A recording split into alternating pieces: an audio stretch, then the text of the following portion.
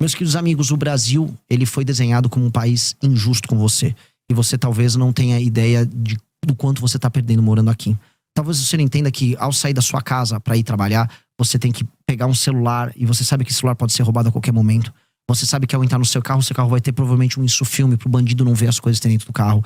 Sua casa, se você mora numa casa, tem um muro. Se você mora num prédio, o prédio é murado e vai ter um porteiro. Talvez ambos tenham uma cerca elétrica. Sua esposa, sua filha tem medo de andar na rua porque elas podem ser alvo de todo tipo de ataque, desde o violento até um ataque de natureza sexual. E você vai e volta e tem o seu dia todo determinado pelo medo de ser roubado e acha talvez que isso seja natural. O que eu quero avisar é que nada disso é natural. Você pode viver num país que você é livre e que você tem que ter homens corajosos que não tenham rabo preso com ninguém, dispostos a tornar a tua vida melhor. E é isso que eu tô pra fazer. Não posso pedir teu voto nesse instante, mas eu posso pedir para que você me conheça.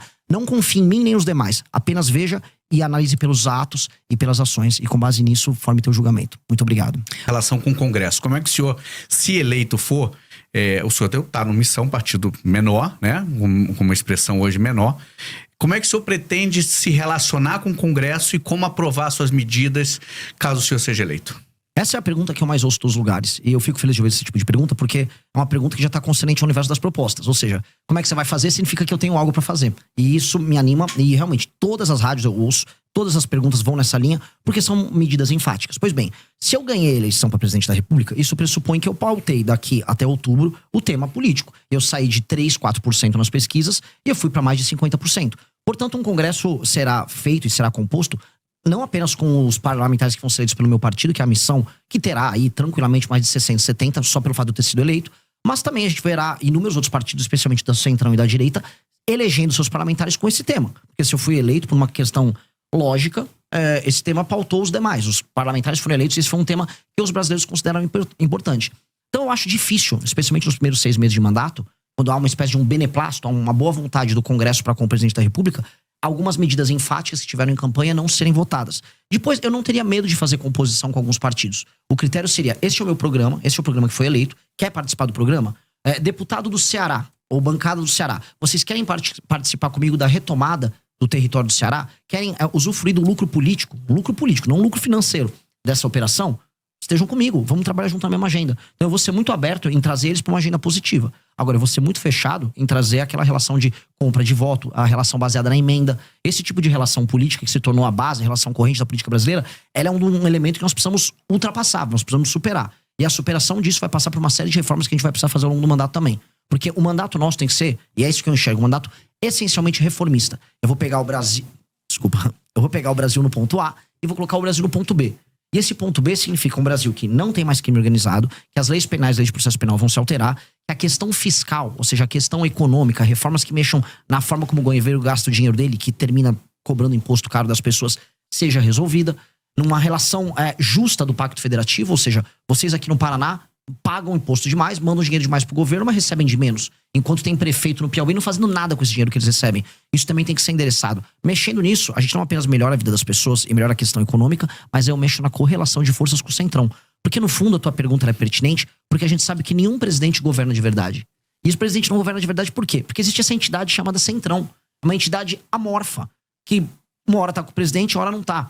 O que ela faz para estar no governo? Ela põe uma faca no pescoço e exige dividendos. Em geral, esses dividendos são financeiros. A gente tem que alterar o sistema de recompensa para que isso não aconteça com essa intensidade. Mas um desses dividendos também quer dizer até a questão de ocupação do governo, né? Com ministérios, com autarquias, impostos chaves, normalmente que tem ramificação pelo resto do Brasil e um orçamento gordo. Como é que o senhor pretende? O senhor pretende, por exemplo, entregar pastas, ministérios importantes para partidos como o senhor falou do Centrão? Se for para fazer ocupação e cooptação, especialmente para dar o nome aos bois, vamos pegar aqui a Codevasf, a Companhia de Desenvolvimento do Vale do São Francisco. Que é disputadíssima. Sim, porque, inclusive, o Rio São Francisco, ele corre, né? Minas, vai Pernambuco, Bahia. Porém, ele foi, vamos dizer, de maneira fictícia levado até o Amapá, o Rio, só para que o Alcolumbre, né, que é do União Brasil, possa usufruir dos benefícios dessa empresa pública. Isso não pode acontecer, isso não vai acontecer. E, em especial essas empresas públicas que têm atuação no Nordeste, onde há uma presença maior do Centrão e onde há um uso político muito mais intensivo. Isso não será entregue. Essas empresas públicas não podem ser entregues, porque hoje elas são, vamos dizer, um vetor central de corrupção. Eu volto a falar, não tenho problema nenhum em trazer figuras corretas e sérias de outros partidos para participar do nosso governo. Porque esta é, infelizmente, a natureza do nosso modelo. fazer um governo que tenha coalizão é normal em todas as democracias. Agora, fazer um governo baseado em cooptação, como eles estão acostumados, não. Eu não vou fazer baseado em cooptação. E eu creio que é possível fazer isso. Eu creio que é possível você obter dividendos políticos, ou seja, um lucro político, ou seja, através das vitórias políticas de um governo, e não obter dividendos financeiros, que é o que esses caras querem. E a gente tem que... Aí, o cara quer obter dividendo financeiro, eu vou atuar junto com a Polícia Federal para todo mundo que estiver desviando emenda. Eu vou conversar com o Supremo Tribunal Federal, que tem inclusive investigações em curso, e nós vamos colaborar para que as emendas sejam investigadas. Porque não pode existir um governo que se baseia na compra e cooptação dos parlamentares. A gente está falando agora de emendas só das obrigatórias, mais de 60 bilhões nesse orçamento anual. E o senhor pretende mexer nesse vespeiro das emendas? Precisa. Como? Porque hoje o Congresso cooptou o orçamento do governo, né? Como é que o senhor pretende, qual que é a proposta que o senhor vai levar eleito para os congressistas com relação à emenda, que é uma moeda cara, custosa aos parlamentares? Se vocês me permitirem, eu puder estender um pouquinho mais nesse tema, esse tema é muito importante. É um dos temas centrais para mim.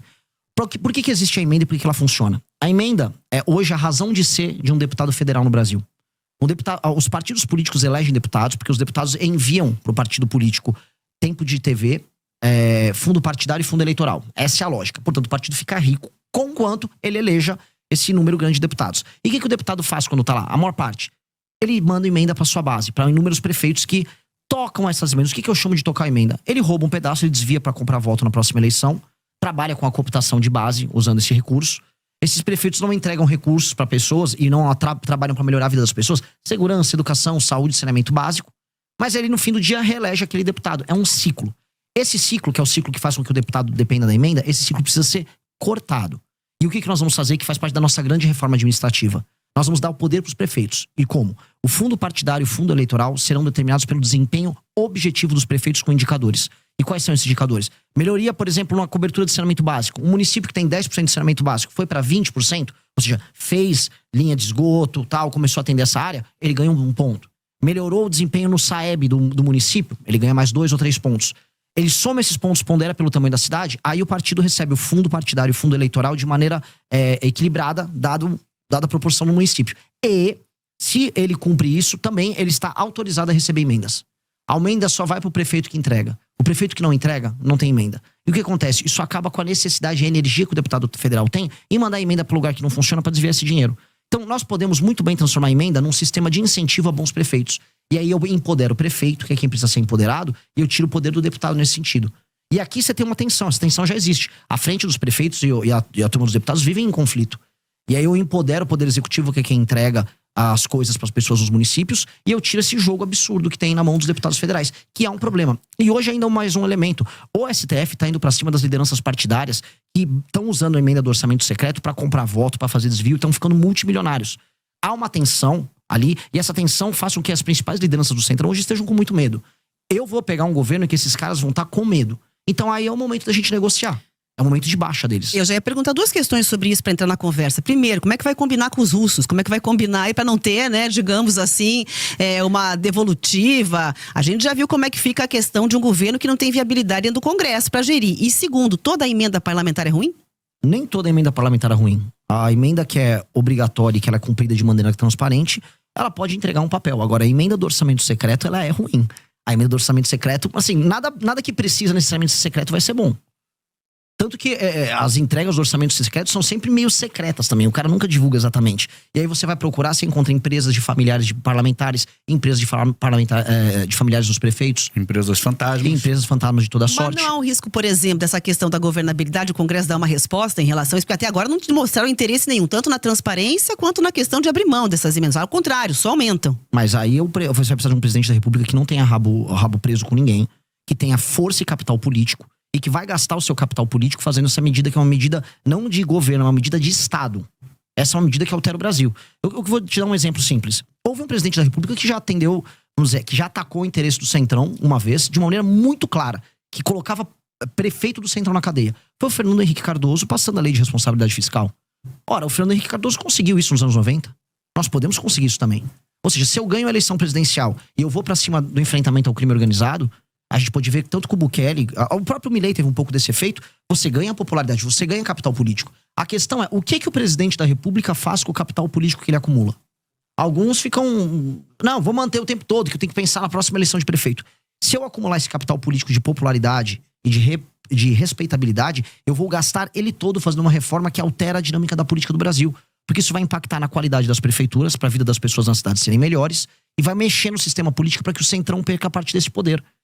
Isso precisa ser feito. E eu vou ter apoio de inúmeros partidos. Veja, mesmo alguns partidos do Centrão vão preferir o meu modelo. Nem todo mundo no Centrão quer operar com esse modelo. Prefere um modelo, por exemplo, mais municipalista. Eu tenho certeza que se eu conversar com o Kassab, que é do PSD, ele vai preferir esse modelo. Então não é todo o Centrão que quer viver disso. Isso aqui é um modelo que o baixo clero do Congresso adotou, que é a forma que permite que um deputado, em geral, semi-analfabeto, burro, pouco comprometido com o funcionamento da cidade dele, desvie grana, põe um dinheiro no bolso e se reeleja com a compra de voto. Ou seja, o Brasil está sendo tomado por parlamentares e administrado por parlamentares absolutamente corruptos. São eles que não deixam o Brasil andar.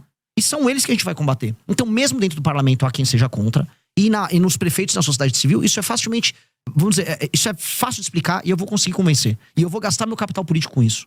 Agora, candidato, o senhor falou e citou o presidente El Salvador Bukele. O que o senhor vê nele? Ou o que o senhor se inspira? Qual que seria a sua proposta para a segurança fazendo esse paralelo com El Salvador que o senhor citou? O que eu gosto muito dele foi o fato de ele ter sido muito enfático no enfrentamento ao crime organizado e ter entendido que território de uma nação é o território de uma nação. Não existe espaço paralelo, não existe território paralelo. O Bukele, ele fez isso, ele pegou uma das nações que eram mais inseguras das Américas e transformou naquela que é hoje, em termos estatísticos, falando de homicídio, a nação mais segura das Américas. Mas há também denúncias de abusos lá, né? Antes havia muito mais denúncias de abuso, simplesmente porque as pessoas morriam em um número muito, muito maior. Agora, o Estado fez isso com a aprovação das pessoas e com a aprovação do Congresso. Erros e falhas, um eventual erro policial, sempre haverá. A polícia não é perfeita, assim como políticos não são perfeitos e seres humanos não são perfeitos. Seria um efeito colateral? A questão é se você já vive ou é efeito colateral, que é viver na mão do crime. Se isso diminuiu e as pessoas perceberam que diminuiu, há uma vantagem objetiva. A gente tem que ser utilitarista aqui. A gente não vive no mundo perfeito. Mas na prática o senhor faria o quê? Na prática, saber, qual é a proposta? Eu citei pra você já no começo da entrevista. Sim. Pra destruição do crime organizado, eu vou colocar o Brasil, as regiões tomadas pelo crime organizado. Isso inclui desde portos, áreas de fronteira, a longo prazo, a favelas. A longo prazo, já no curto prazo também. A gente tem que passar alterações nas leis penais, aumentando as penas, de maneira muito objetiva. E nas leis de execução penal, a gente tem que acabar com artifícios como a progressão, a saidinha, para que a pessoa cumpra a pena dela.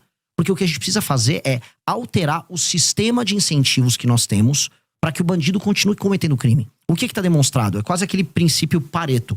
Poucos bandidos cometem a maior parte dos crimes. Eles são sempre reincidentes. A gente tem que combater a reincidência. Então, se a gente aumenta a pena muito e evita a progressão, aquela pessoa que comete um crime, ela na prática ela vai ficar mais tempo na cadeia e ela, antes de tudo, vai ter medo de cometer esse crime para não passar a vida inteira dela lá. E o reincidente, que é o maior problemático, bom, esse aí só sendo muito idiota em continuar cometendo crime. Haverá sempre um reincidente idiota, porque as pessoas, por vezes, são idiotas, cometem crimes baseados em impulso, e esse cara vai ter que ser parado. Então, a polícia tem que ter meios de ação, as leis têm que evitar a progressão, e com base nisso a gente vai conseguir reduzir muito, não apenas o número de homicídios, porque a gente tem números de guerra de homicídios no Brasil. O Brasil tem 22 mortos a cada 100 mil habitantes. A Ucrânia vive de 4 a 5 a cada 100 mil habitantes em guerra. A gente tem que jogar o Brasil no mínimo para 4 a 5, pra gente ficar no status de guerra na Ucrânia. E o número de assaltos e roubos tem que cair vertiginosamente. Outra coisa, existe muita violência contra a mulher, e isso está demonstrado. Não só a violência em casa, mas a violência na rua. Foi entendida a mulher como uma pessoa que tá num status mais frágil para receber um homem que vai botar uma arma, ela entrega as coisas. Os crimes de natureza sexual estão aumentando com relação às mulheres, e a sociedade está ficando escandalizada com isso. É uma sensação de segurança geral. Então isso precisa ser dado de volta para as pessoas.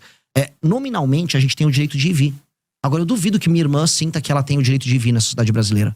O direito de ir e vir de uma mulher brasileira, ele é mitigado, ele é reduzido. O direito de vir uma pessoa que só quer andar com o celular dela no meio da rua e trabalhar, porque isso aqui é um instrumento de trabalho e não um objeto de luxo, também tá dirimido. Então, eu tenho que dar à pessoa de volta os direitos fundamentais. Isso é um direito de garantia fundamental. E, em grande medida, é isso que o Bukele ele garantiu para as pessoas de El Salvador. Por que ele teve uma votação tão alta? De maneira muito clara. Porque as pessoas sentiram que elas recuperaram direitos fundamentais. O direito de ir e vir faz parte do princípio da liberdade. A liberdade de vir, a liberdade de expressão. E ela foi entregue para essas pessoas. E isso para as pessoas dão um valor muito grande. Então, o brasileiro precisa ser devolvido o seu direito de ir e vir. Agora, como é que o senhor pretende, por exemplo, combater o feminicídio que o senhor está citando aí, que tem uma natureza de crime de dentro de casa, da pessoa próxima, de um marido, de um ex-marido, de um namorado? Como combater esse crime? É só aumentar a pena? O aumento de pena ele tem um efeito cascata sobre praticamente todos os crimes, tirando alguns crimes que são cometidos por pessoas que agem de maneira doentia e irracional. Mas o senhor pretende aumentar Você precisa ter, lógico, mas todas as penas do Brasil concernentes à violência, elas precisam ser aumentadas. E mais, todos os reincidentes, porque em geral, o homem que bate na mulher em casa, ele faz isso de maneira reincidente. Ele cria um sistema abusivo de relação com ela. E, em geral, quando você pega o passado dele, também costuma ter essas relações abusivas com as mulheres anteriores. Então, se esse cara tiver passagens pela polícia, por ser um reincidente, por ter tomado uma condenação antes, aí a situação dele piora bastante. É lei e ordem. E aí a gente pode trazer, por exemplo, sistemas de fiscalização. Hoje, São Paulo, é uma coisa que a gente tem que trazer pro Brasil inteiro. Existe um sistema de câmeras, né? O Sampa... Smart Sampa, desculpa. Ainda bem que você lembrou, ótimo. O Smart Sampa, ele reconhece o rosto das pessoas. Você reconhecer o rosto de um marido agressor que recebeu denúncias e você poder abordar ele com a polícia na rua, facilita isso. Infelizmente, agora o Brasil tem que tomar um banho de lei e ordem. E esse é um elemento que eu preciso que as pessoas que estão nos vendo entendam. Primeiro começa com lei e ordem. Você não institui uma disciplina que vira cultura apenas educando. Primeiro você tem que ter uma norma, a norma vem com uma sanção. Isso se transforma em disciplina, e depois a disciplina vira cultura. Um tipo de um exemplo que não tem a ver com violência, mas tem a ver com cultura. Há uma cidade que eu visitei no Rio Grande do Norte chamada Acari. Lá durante o Império, você veio um decreto lá na prefeitura de Acari e avisou, olha, se você não varrer e não cuidar, não deixar limpa a fachada da sua casa, você vai tomar uma multa. Tô falando do século XIX, período imperial. As pessoas tinham medo da multa, aquilo se tornou um costume, do costume virou uma cultura, do cultura virou orgulho. A cidade é um brinco até hoje. Singapura era assim, uma cidade de pescadores destruída, um local muito pobre, com brigas étnicas entre religiões diferentes e matrizes étnicas diferentes. Veio uma liderança, essa liderança estabeleceu lei e ordem de maneira muito intensa. Da lei e ordem veio a cultura, e da cultura veio uma grande nação. A gente vai ter que começar, a meu ver, com lei e ordem, precisa ser com lei e ordem. Candidato, seguinte, está se aproximando aqui dos 10 minutos finais, eu quero falar sobre economia, acho que é um tema importantíssimo de ouvir o que você pensa, o que o senhor pensa aí para a economia na presidência do país. Vamos lá, o Brasil é um país que ele é extremamente injusto para com quem trabalha e produz. Se você tá nos ouvindo agora e tá indo pro trabalho, tá rodando de Uber, tá fazendo uma entrega, tá em casa produzindo alguma coisa pra mandar pra fora, muita dona de casa faz isso, você entende que você trabalha, você fica uma parte pequena do fruto do teu trabalho, e mais, você se sente injustiçado porque você vê uma massa cada vez maior de pessoas que recebem benefícios, e você fala, poxa, às vezes eu sou pobre, tô ganhando pouco, uma pessoa tá recebendo um benefício sem merecer, ou um juiz tá ganhando um penduricalho gigantesco, tirando 200 mil reais por mês, ou eu vejo uma grande empresa recebendo benefício fiscal, e aí acaba nem entregando o serviço, você fala assim, pô, o que tá acontecendo? Eu estou sendo um otário, e sim, se a gente olhar na letra fria da lei, o brasileiro comum que trabalha e produz é um otário. E isso tem que ser invertido. A nação brasileira tem que ser amiga de quem trabalha e produz. E isso tem que ser alterado urgentemente. Isso funciona desde o Pacto Federativo, que pune estados que trabalham e produzem, que pagam mais impostos, tá, até o cidadão pequeno, que é um entregador. As pessoas mais pobres pagam mais impostos. E onde eu vou começar? Eu e o nosso deputado federal do Partido Missão, Kim Kataguiri, a gente já protocolou uma PEC que faz a grande reforma fiscal brasileira, que mexe desde renúncias fiscais fraudulentas que existem no Brasil, até super salários, até penduricalhos do judiciário, até aposentadorias exageradas de militares e membros também do judiciário, e mexe também em emendas parlamentares. Ou seja, ela vai mexer em inúmeros temas. Inclua aí, até peço, inclusive eu faço um desafio para os próximos pré-candidatos, porque eu falo aqui, tem que ter uma outra reforma da Previdência, haverá e vai precisar ser feito, a nossa já inclui, e eu quero ver os outros falarem, porque se não falar e ficar escondendo na campanha de desonestidade, também deixo esse desafio, porque não vai poder continuar mantendo o BPC, que é o benefício de prestação continuada, da forma como tá, crescendo como tá, vai estourar as contas públicas, a gente vai precisar normatizar isso, existem muitas fraudes envolvendo isso, e com isso eu preciso achar 200 a 300 bilhões de corte de gasto no orçamento. Aí a pessoa, pô, o que isso resolve? Primeira coisa que resolve, a curva de dívida do Brasil diminui, isso é muito importante, e aí eu vou poder baixar os juros. E aí as pessoas vão começar a ver que o dinheiro delas vale mais. As pessoas vão poder pegar empréstimos, as pessoas vão poder fazer financiamento, as empresas vão poder se financiar. E ao regular isso, aí a gente começa a ter espaço para investir, com marcos regulatórios que eu vou incluir junto, ligados a aumento de competitividade, maior liberdade laboral, maior investimento em infraestrutura, especialmente infraestrutura de estradas e rodagens. O caso de vocês no Paraná é o mais bizarro, é um dos estados mais ricos do Brasil e as estradas são horrorosas. Eu quase morri vindo de Cascavel para Ponta Grossa. É meio assustador um negócio desse, porque eu não estou falando, eu não estava na Paraíba, eu não estava no interior do Maranhão, eu estava no Paraná, um lugar que paga a conta do Brasil. E, pois bem, no Paraná as estradas são piores que as estradas do Ceará. Eu vi isso, isso é absolutamente ridículo. Então, como resolver isso? Fazer essa economia que eu falei, e aí vai sobrar dinheiro para investir em energia e investir em estrada, que é basicamente infraestrutura para o Brasil. Com essa infraestrutura aumentada, o custo do Brasil diminui. O dinheiro diminui, o custo do dinheiro, porque eu vou ter baixado os juros. E com base nisso, a economia brasileira passa a ficar bem mais competitiva. Especialmente nesses setores agora, eu olho aqui Centro-Sul, onde a gente mora, eu sou de São Paulo, vocês são aqui do Paraná, Não precisa de grandes projetos governamentais. O governo pode atuar em uma ou outra área. Aqui a gente pode trazer data center pro Paraná por conta de Itaipu. Não seria um problema. Agora, lá no Nordeste, que é uma região que está muito empobrecida, a boa parte das pessoas vivem de auxílios, aí o governo vai ter que atuar. Fazer zonas econômicas especiais voltadas para exportação, especialmente de produtos industrializados. Fazer como o Vietnã fez, a Índia fez. E a gente vai ter que olhar para lá, porque resolver o Nordeste, eu falo aqui para os paranaenses, eu resolver a questão da população do Nordeste trabalhar, que significa menor migração para cá, menor pressão nos serviços públicos que vocês têm aqui, maior qualidade de vida e felicidade para as pessoas que vivem lá. Eu vi aquelas pessoas, são pessoas trabalhadoras no Nordeste, eu conversei com elas, elas querem o emprego delas lá. O cara não quer ter que sair do Maranhão para vir trabalhar em Curitiba, ou trabalhar em Florianópolis, ou trabalhar em Goiás, longe da família dele, comendo uma comida diferente, às vezes morando numa favela. Ele quer ter o trabalho lá, e dá para ter o trabalho lá. Então nós vamos trabalhar fortemente, parceria com a agricultura brasileira, parceria com empresas públicas como a Embrapa, para fazer a construção de um complexo no Nordeste. Agora o senhor citou aqui rapidamente reforma do Código Penal, reforma da Previdência, reforma administrativa, reforma política, reforma até na questão eleitoral de fundo partidário. E a do Judiciário, o senhor acha que é necessário, o senhor candidato eleito? O que o senhor faria? Os privilégios do Judiciário, tô falando, assim, vamos começar pelos privilégios dos penduricalhos. Essa reforma nossa já endereça. Ela já tá lá, a gente vai ter que mexer nesses privilégios, que eles são ilegais. A gente vai ter que atestar a ilegalidade e cortar a ilegalidade. É que, né, quem vigia o vigilante, né? O vigilante é o judiciário e ele não quer ser vigiado por ninguém, porque ele mesmo faz os próprios privilégios. Nós vamos ter que usar o Poder Executivo com um projeto bem claro para coibir isso, acabar os penduricários. Agora, quando eu vou falar de outro tipo de abuso, o abuso do STF, do Supremo Tribunal Federal, aí eu preciso ser muito claro. A gente vai precisar tomar medidas que alterem a dinâmica atual. Por exemplo, a gente tem que acabar com essa farra das decisões monocráticas. 83% das decisões são monocráticas. Outra farra que tem que acabar é a farra dos escritórios de advocacia ligados a ministro do Supremo. Mas isso não vai competir, por exemplo, vai ficar, desculpa, até a competência do Congresso? Vai ser feito pela presidência? Mas o presidente, junto com a sua bancada, podem fazer isso. O governo federal pode atuar junto com o Congresso para projetos que podem ser de iniciativa tanto do Congresso quanto da presidência da República. E aí, o presidente da República tem que botar sua força política nesse projeto. Sua força de convencimento. Outra força de convencimento que ele precisa ter.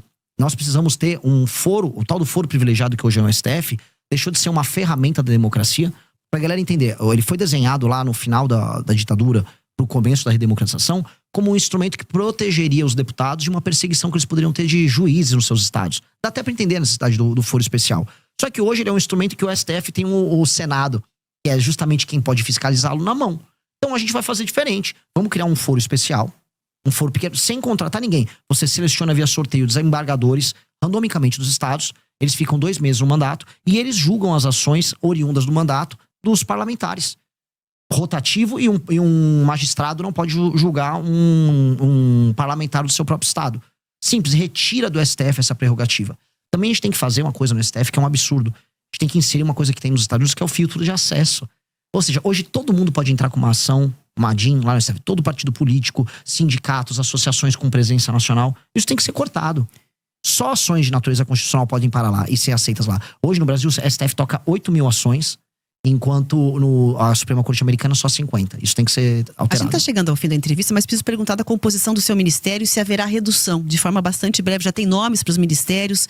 Faria que tipo de reforma falando, então, na questão ministerial? Haverá redução de ministérios, especialmente porque hoje o ministério é um instrumento de cooptação e de proteção jurídica. Você ganha, vamos dizer, foro especial sendo o ministro da República. Haverá redução, mas isso não é, eu preciso falar, isso na maior parte dos casos é uma medida que tomam para fazer marketing. Tipo, olha, reduzir, veja como estou economizando. Você não está economizando muita coisa, mas você sinaliza que você vai ter uma administração mais racional. Uma coisa que eu vou fazer, que economiza bastante em termos de máquina pública, é inserir machine learning e inteligência artificial em boa parte do serviço público, especialmente na parte da saúde, instituindo o prontuário único. São medidas que racionalizam o gasto e melhoram muito a eficiência. Então isso vai ter um efeito muito legal, muito positivo. E aí, falando em termos de corte de gasto, para trazer um tema até jogar de provocação para os demais pré-candidatos, especialmente os da direita, quero saber quais são as empresas que eles vão privatizar. A gente está falando de maneira clara, os Correios precisam ser privatizados, tá? E empresas públicas que não apenas são deficitárias, mas que não apresentam resultado prático para o Brasil, nenhum ganho para o Brasil, elas precisam ser privatizadas ou encerradas, porque hoje elas viraram instrumentos de cooptação. O senhor, pelo que eu entendi, deu aqui umas estocadas na esquerda, na direita, mas o senhor, para chegar à presidência, possivelmente vai ter que passar por um segundo turno. Aceita apoio de quem vier, da esquerda, da direita, rejeita algum? Como é que vai ser seu posicionamento? Eu rejeito apoio de pessoas que sejam corruptas, até porque hoje no Brasil a coisa mais comum é você receber apoio. Mas a gente tem corrupção dos dois lados. Não, mas eu não estou fazendo distinção de lado. Até porque os escândalos de corrupção no Brasil, especialmente do Master, não tem lado. Tá todo mundo Pois ali. é. Por isso que eu tô muito tranquilo. Eu não tenho nada a ver com isso. E hoje a coisa mais comum é você nem precisar pedir apoio. Hoje, os corruptores, eles batem na tua porta pra te comprar. Então eu vou ser muito cuidadoso nisso. Apoio político, quando sincero e honesto, não se rejeita. Independente de cor partidária. Depende de cor. Agora, eu sei assim, a esquerda nunca vai me apoiar. E se ela vier me apoiar, eu tenho que desconfiar do que eu tô fazendo, que eventualmente eu tô fazendo uma coisa de errado. Dito isso, apoio sincero de pessoas honestas é bem-vindo. Nós precisamos criar uma aliança em todo o Brasil pra tornar o Brasil um lugar melhor. E vai ser difícil. Tudo que eu falei aqui é necessário. E nada do que eu falei aqui é radical. São coisas normais que nós precisamos fazer pra tornar o nosso país um lugar melhor. Só que o normal que eu falei aqui, ele se torna difícil porque nós somos um país em que tudo é difícil. Eu tô disposto a colocar minha vida nisso. Eu vou dedicar os melhores anos da minha vida pra me tornar o Brasil um país sério. E eu vou fazer isso com ou sem apoio das pessoas, donos da máquina partidária brasileira. Candidato, 1 minuto para falar com a nossa audiência. Qual câmera eu falo? Qual câmera? Aqui, da frente. Essa aqui, ó. Meus queridos amigos, o Brasil, ele foi desenhado como um país injusto com você. E você talvez não tenha ideia do quanto você tá perdendo morando aqui. Talvez você não entenda que ao sair da sua casa para ir trabalhar, você tem que pegar um celular e você sabe que esse celular pode ser roubado a qualquer momento. Você sabe que ao entrar no seu carro vai ter provavelmente um insufilme pro bandido não ver as coisas que tem dentro do carro. Sua casa, se você mora numa casa, tem um muro. Se você mora num prédio, o prédio é murado e vai ter um porteiro. Talvez ambos tenham uma cerca elétrica. Sua esposa, sua filha tem medo de andar na rua porque elas podem ser alvo de todo tipo de ataque, desde o violento até um ataque de natureza sexual. E você vai e volta e tem o seu dia todo determinado pelo medo de ser roubado e acha talvez que isso seja natural. O que eu quero avisar é que nada disso é natural. Você pode viver num país que você é livre e que você tem que ter homens corajosos que não tenham o rabo preso com ninguém, dispostos a tornar a tua vida melhor. E é isso que eu tô pra fazer. Não posso pedir teu voto nesse instante, mas eu posso pedir para que você me conheça. Não confie em mim nem nos demais. Apenas veja e analise pelos atos e pelas ações. E com base nisso, forme teu julgamento. Muito obrigado. Muito obrigada pela entrevista. Foi um prazer recebê-lo para essa conversa. Para mais vídeos do Partido Missão, se inscreva no canal Escolha Missão. Deixe o like e compartilhe o vídeo.